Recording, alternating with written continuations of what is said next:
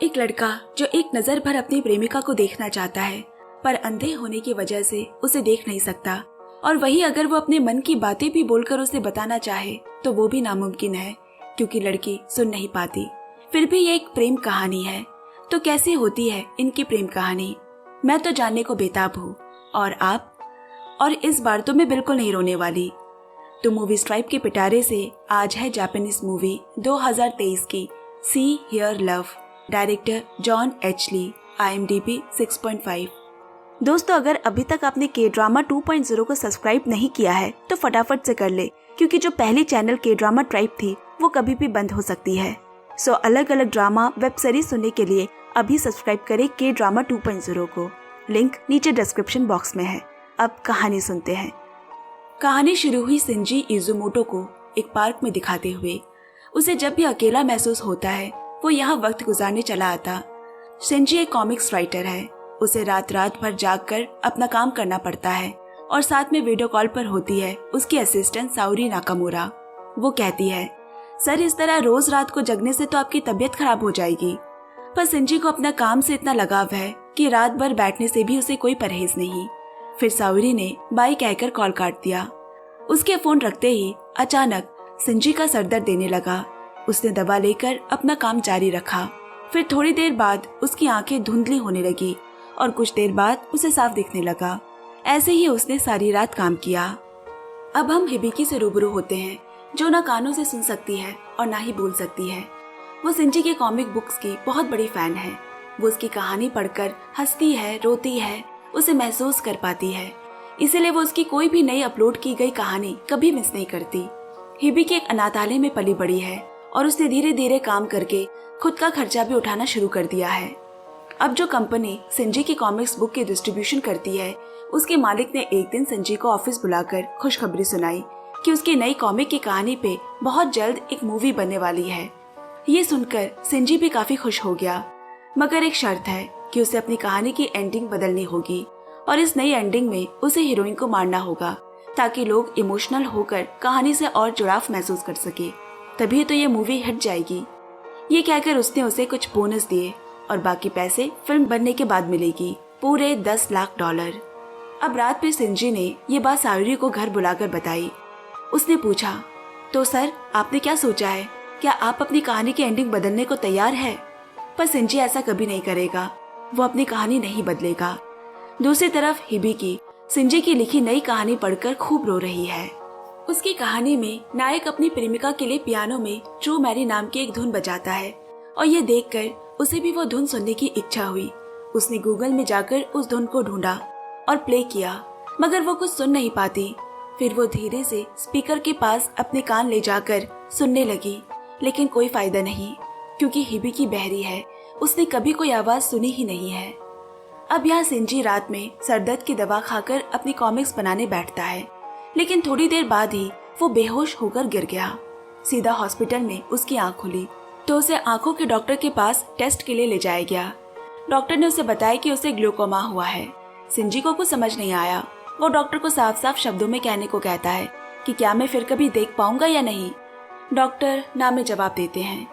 कुछ दिन बाद शिंजी साउरी को फोन करके कहता है, मैं अब अंधा हो चुका हूँ, आगे और काम नहीं कर पाऊंगा, इसलिए तुम अब कहीं और काम ढूंढ लो। ये सुनकर साउरी चौंक पड़ती है। इधर हिबिकी शिंजी की कहानी के नए एपिसोड का इंतजार कर रही है। वो हर रोज इंटरनेट में उसकी नई अपलोडेड स्टोरी की वीडियो चेक करती, क्योंकि उसे तो नहीं मालूम कि अब इससे आगे कोई कहानी नहीं आने वाली। शिंजी अब पहले की तरह काम नहीं कर सकता। यहाँ शिंजी आईने के सामने खड़ा होकर अपने ना देख पाने की असमर्थता पर रो रहा है कि तभी रसोई घर से कुछ गिरने की आवाज आई। वो दीवारों का सहारा लेते हुए जब वहाँ पहुँचा तो उसके हाथों से लगकर बगल में पड़ी छुरी उसकी दादी के पांव पर आ गिरी। दादी गुस्सा होकर कहने लगी, बूढ़ी दादी के सामने अंधा होने का नाटक करते शर्म नहीं आती तुझे? पर जब दादी ने देखा कि वो चोट पर हाथ फेर कर टटोलने की कोशिश कर रहा है तो दादी समझ जाती है कि वो सच में देख नहीं सकता। दादी भी जोर जोर से रोने लगी, क्योंकि उसने अभी तक दादी को कुछ नहीं बताया था ताकि उन्हें ठेस न पहुंचे। अब अगले दिन शिंजी एक टैक्सी ड्राइवर की मदद से अपनी दादी को अस्पताल में एडमिट करवाता है। उस ड्राइवर का नाम जोनशु है। वापस आकर उसने शिंजी को बताया। डॉक्टर ने कहा है आपकी दादी को 2 हफ्तों तक यही रखना होगा। अब वापसी में उसने सिंजी से पूछा, अच्छा बुरा न माने तो आपकी आंखों की रोशनी कैसी चली गई? उसने जवाब में कहा, वैसे तो बहुत सारी वजह है, मगर उनमें से एक खास वजह ये थी कि मैं रात रात भर जगकर अपनी कॉमिक की कहानियों पर काम करता था। ये सुनकर तो वो एक्साइटेड होकर पूछता है, क्या कहा? आप एक कॉमिक आर्टिस्ट है? तो बताइए ना, आप किस तरह की कहानी पर काम कर रहे थे? सिंजी बोला, हाल में मैं जिस नई कॉमिक कहानी पर काम कर रहा था उसका नाम है ओनली फॉर यू। अब तो जुनशु को अपने कानों पर यकीन ही नहीं हो रहा, क्योंकि वो खुद भी इस कहानी को पढ़ता है और वो भी सिंजी का बड़ा फैन है। यही कहानी वहाँ हिबिकी भी पढ़ रही है और इसी कहानी पे ही मूवी बनाने का ऑफर सिंजी को किया गया था। अब जुनशु उत्साहित होकर बोल पड़ा, मैंने कभी सपने में भी नहीं सोचा था कि कभी आपसे मुलाकात हो जाएगी। मुझे आपकी कहानियां बेहद पसंद है। सिंजी को भी यह जानकर खुशी हुई। आगे से आपको जब भी जिस भी हालत में मेरी जरूरत पड़े मुझे याद जरूर करना। मैं कहीं भी रहूं आपकी मदद के लिए दौड़ा चलाऊंगा, जुनशु बोला।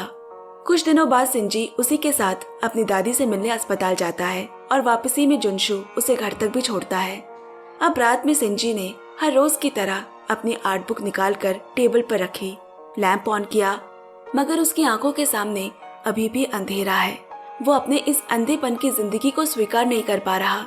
जोर जोर से रोकर वो अपना दुख, अपनी बेबसी जाहिर करता है। उसने अपने हाथ की छड़ी भी दूर फेंक दी। यहाँ हिबिकी के लिए अब नए एपिसोड का इंतजार लंबा होता जा रहा है। उसने सिंजी को फेसबुक में भी कई मैसेजेस किए, मगर एक का भी रिप्लाई नहीं आया। इसके बाद वो उसके अकाउंट में अपलोड किए हुए कुछ उसके अपार्टमेंट की तस्वीरें तक पहुंची और अपने मोबाइल में उसकी कुछ तस्वीरें लेकर उसके रहने की जगह ढूंढ निकाली। बहुत ढूंढने के बाद उसे उसका अपार्टमेंट दिखा। फिर वो उसके फ्लैट तक पहुंचकर दरवाजे की घंटी बजाती है। अंदर सिंजी कल रात से जमीन पर ऐसे ही पड़ा था।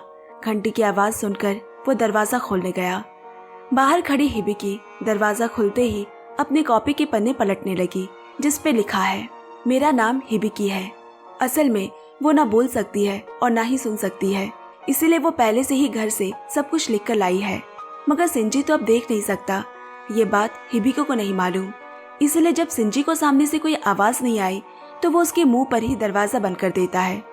इधर हिबिकी को लगा कि वो बहुत घमंडी है और वहाँ से निकल गई। वहाँ सिंजी घर के अंदर पड़ी चीजों से टकराकर गिर जाता है और जितनी बार उठने की कोशिश करता है उतनी बार ही वो गिरता रहता है। अंत में अपनी जिंदगी के दुख और कष्टों को पूर्ण विराम देने के लिए घर की लकड़ी से टकराता हुआ बैल्कनी से कूदने की कोशिश करने लगा। ना जाने हिबिकी को क्या महसूस हुआ कि वो पीछे मुड़कर एक बार फिर सिंजी की फ्लैट की तरफ देखती है और सामने सिंजी को रेलिंग पर चढ़ता देख भागते हुए उसकी फ्लैट में आई और पीछे से जोर से पकड़कर उसे नीचे खींच लिया। पर यहाँ सिंजी भी पूरा जोर लगा रहा है वापस रेलिंग पर चढ़ने के लिए और हिबिकी उसे उतने ही कसकर पकड़े रखती है। एक समय ऐसा आया जब सिंजी का हाथ रेलिंग से छूटा और दोनों बिस्तर पर आ गिरे। सिंजी अपने मन के कोने से निकले दर्द से करहाने लगा और पूछा, कौन हो तुम? उसके स्पर्श से वो इतना तो समझ चुका है कि उसे रोकने वाली कोई लड़की है, पर कोई जवाब न पाकर उसका और दिमाग खराब होने लगा। पर हिबिकी उसे तब तक नहीं छोड़ती जब तक कि वो शांत नहीं हो जाता। दोनों के बीच इतने जद्दोजहद में भी सिंजी ये समझ रहा है कि कोई उसे बचाना चाहता है। बिना कुछ कहे वो उस पल में एक दूसरे के मन का हाल भाप सकते हैं। हिबिकी समझती है कि कितनी तकलीफ हुई होगी, तब जाकर एक इंसान अपनी जान देने की कोशिश करता है। अभी ऐसा लग रहा है मानो वो दोनों एक कमरे में साथ बैठे एक दूसरे का दिल हल्का करने में मदद कर रहे हैं। अगले दिन हिबिकी अपना सारा सामान लेकर सिंजी के घर पर आ गई। वो उसका पूरा घर संभालती है, बाजार करती, खाना बनाती और साथ में सिंजी की देखभाल भी करती। एक दिन हिबिकी सिंजी के साथ बालकनी में है और सिंजी फिर से एक बार वहां से कूदकर अपनी जान देने की कोशिश करता है, मगर हिबिकी ने उसे दोबारा रोक लिया और उसे पकड़कर वो खूब रोने लगी। कमरे में आकर रोते हुए उसकी हथेली पर एक दिल की आकृति बनाती है, जिससे ये समझ आ जाता है कि हिबिकी सिर्फ सिंजी की कॉमिक्स की कहानियों की ही नहीं बल्कि उसके भी प्यार में पड़ चुकी है। और ये सिंजी भी समझ जाता है कि वो उससे प्यार करने लगी है। उसने अब मरने की जिद छोड़कर उसके साथ नए सिरे से जिंदगी को एक मौका देने की सोचता है और हिबिकी ने भी उसका हाथ थाम लिया। कुछ दिन बाद साओरी और ड्राइवर जुनशु सिंजी से मिलने आते हैं। उसने उन्हें अपने अंधेरे और अकेलेपन की कहानी सुनाई, जिससे हताश होकर कैसे मैं अपनी जिंदगी खत्म करना चाहता था। और तभी ऐसे में हिबिकी मेरे जीवन में रोशनी बनकर आई और मेरा सहारा बनकर मेरे पास खड़ी हुई।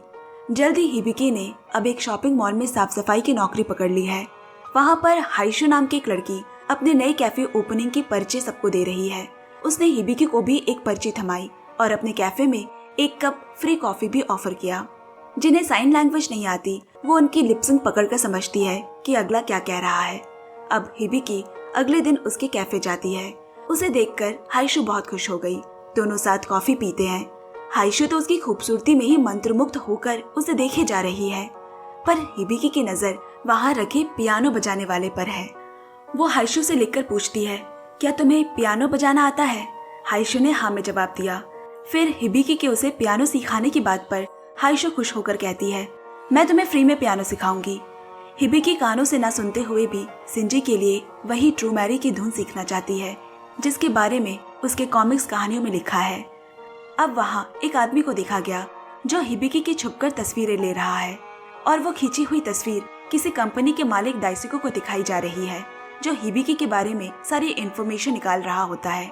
वो कहाँ रहती है, क्या करती है, और जब उसे पता चला कि वो किसी सिंजी नाम के लड़के के साथ लिव इन रिलेशनशिप में है तो उसका दिल टूट जाता है। उसने एक दफा कहीं हिबिकी को देखा था और तभी से उसकी खूबसूरती का कायल है। दूसरी तरफ सिंजी और हिबिकी का प्यार दिन पर दिन बढ़ता जा रहा है। वो दोनों हर पल करीब आते जा रहे हैं और एक दिन उनके अपार्टमेंट के नीचे डाइसुके उन दोनों को देख लेता है। अब हिबिकी पियानो सीखने आती है और हाइशु उसकी तस्वीरें खींचकर उसे दिखाकर कहती है, देखो तुम कितनी सुंदर हो। फिर उसे मॉडलिंग का एक एडवर्टाइजमेंट दिखाया और कहा, तुम्हें एक बार ना यहाँ जाना चाहिए। पर हिबिकी बोली, मुझे तो सिर्फ पियानो सीखना है। हाइशु बोली, वो तो तुम सीखोगे ही, पर मॉडलिंग भी एक बार ट्राई करो, सिर्फ 2 दिन के लिए। मगर हिबिकी ने मना कर दिया। अब सिंजी हिबिकी को अपनी पसंदीदा जगह लेकर जाता है जो उसे बहुत पसंद आई और दोनों ने बहुत अच्छा वक्त साथ बिताया।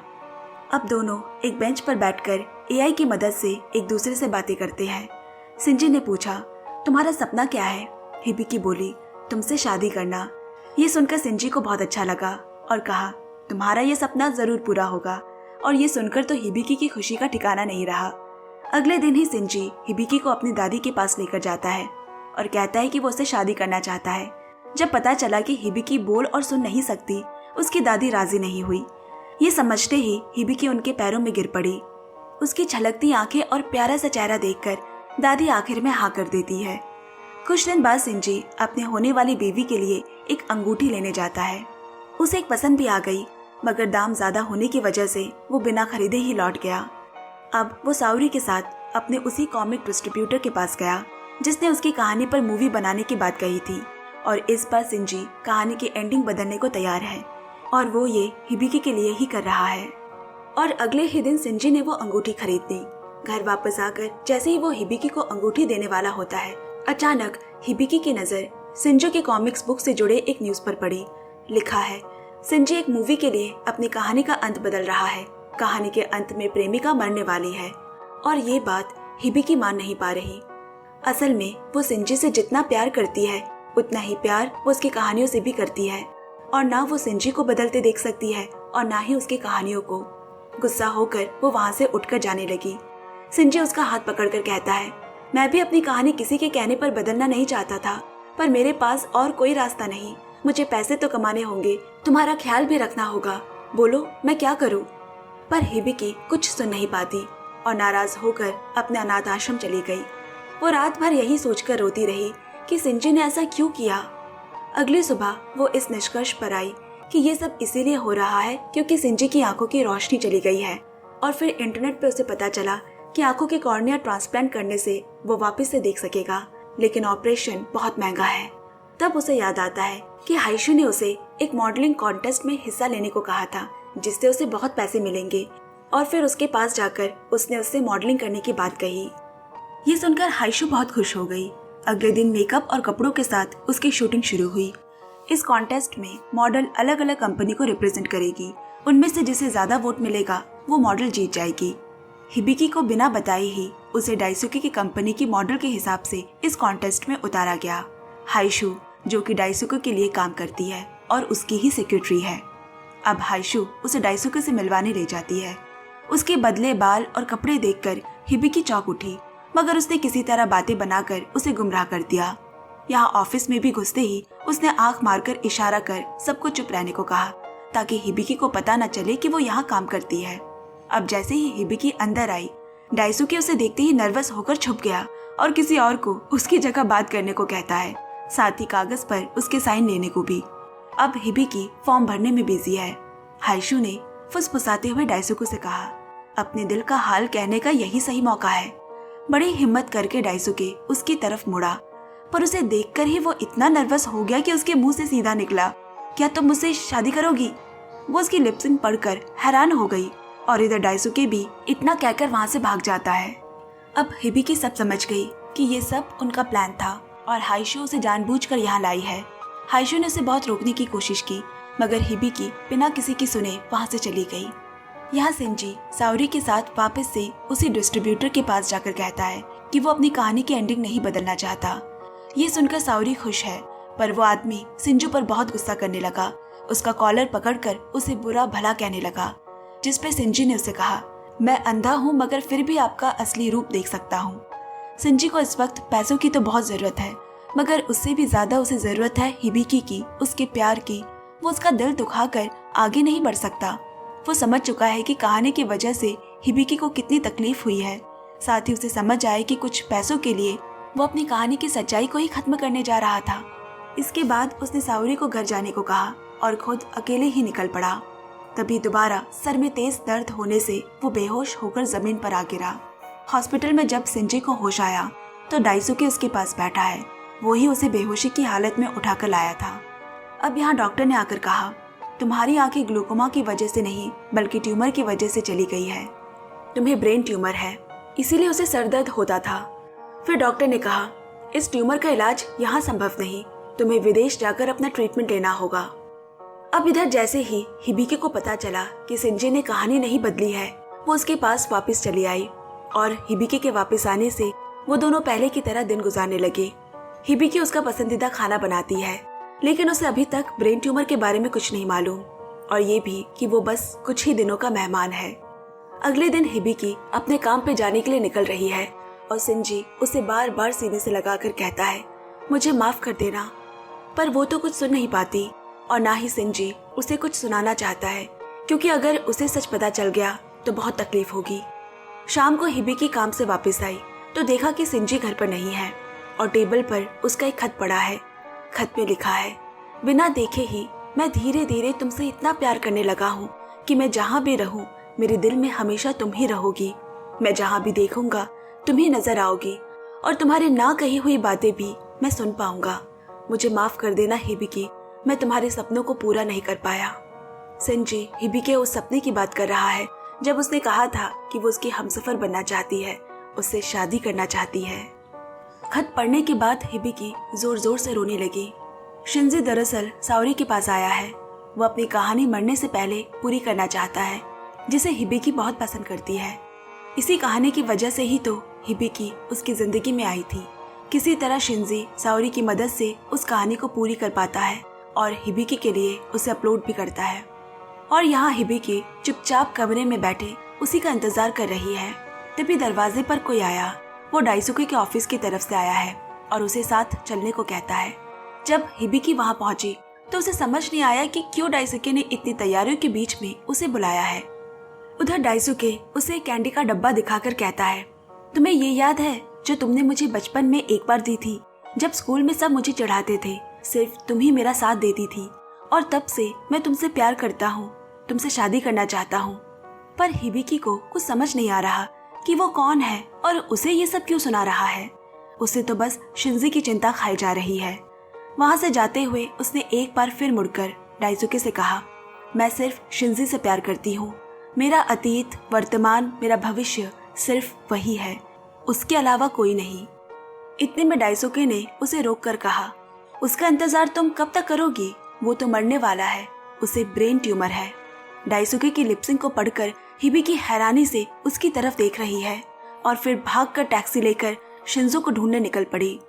उसने अपने मोबाइल का नेट ऑन किया तो उसे शिंजी की कहानी only for you comic series का आखिरी एपिसोड का नोटिफिकेशन आता है।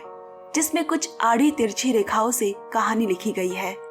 अगर मैं अंधा भी हो जाऊं तो सिर्फ तुम्हें देखना चाहता हूँ। अगर सुनना चाहूँ तो सिर्फ तुम्हारी धड़कनों को सुनना चाहता हूँ। अगर मेरा ये शरीर ना रहे तो भी मैं तुम्हारे जरिए तुमको छूना चाहूंगा। अगर मेरे दिमाग से तुम्हारी यादें मिटा भी दी गई तो तुम खून बनकर मेरे रग रग में बहोगी, फिर भी मैं तुम्हें कभी नहीं भूलूंगा। हिबिकी की आंखों से आंसू गिरने लगे। वो जोर जोर से रोने लगी। जरूर ये सीरीज पूरी करने के लिए वो साउरी के पास गया होगा। वो फौरन तभी उसके पास गई। साउरी ने कहा, हाँ वो यहाँ कल थोड़ी देर के लिए आए थे और तुम्हारे लिए ये छोड़कर गए हैं। उसमें वही अंगूठी है जो शिंजी ने उसके लिए ली थी। हिबिकी वहाँ से निकलकर फिर से उसकी तलाश में जुट गई और फिर उसे उसकी मनपसंद जगह याद आती है। कहानी के सबसे पहले दृश्य में शिंजी को दिखाया गया था, जहाँ वो तब जाता है जब जिंदगी में बहुत अकेला महसूस करता है। हिबिकी ने वहाँ पहुंचकर शिंजी को अपने उसी बेंच पर बैठा हुआ पाया। वो उसके पास गई तो देखा काफी देर तक वहाँ बर्फ में बैठे रहने से वो जम चुका है और पास में पड़ी है उसकी ड्राइंग बुक। जब हिबिकी ने ड्राइंग बुक से बर्फ हटाई तो उसकी आंखें भर आई। शिंजी ने अपने मन के अंदर झांककर हिबिकी की एक तस्वीर बनाने की कोशिश की है। इसके बाद वो रोते हुए शिंजी को वहां से खींच कर ले जाने की कोशिश करते हुए स्क्रीन पूरा काला हो जाता है। कहानी आ जाती है कुछ महीनों बाद टोक्यो एयरपोर्ट पर, जहां हिबिकी, शिंजी की दादी साउरी और ड्राइवर जुनसू किसी का बेसब्री से इंतजार कर रहे हैं और सामने से शिंजी आता हुआ दिखाई देता है। वो सीधा आकर हिबिकी के सामने खड़ा हो गया। उसने उसके गालों को छुआ, फिर उसकी उंगलियों में वो अंगूठी देखता है। इसका मतलब अब वो बिल्कुल ठीक हो चुका है और देख सकता है। इसी के साथ उनकी शादी का दिन भी आ गया और उसकी लिखी कॉमिक कहानी की तरह उनकी जिंदगी की भी हैप्पी एंडिंग हो जाती है और ये लव स्टोरी भी यही खत्म हो गई। धन्यवाद, फिर मिलते हैं। तब तक सुनते रहिए, सुनाते रहिए movies tribe. Bye bye, love you and take care friends.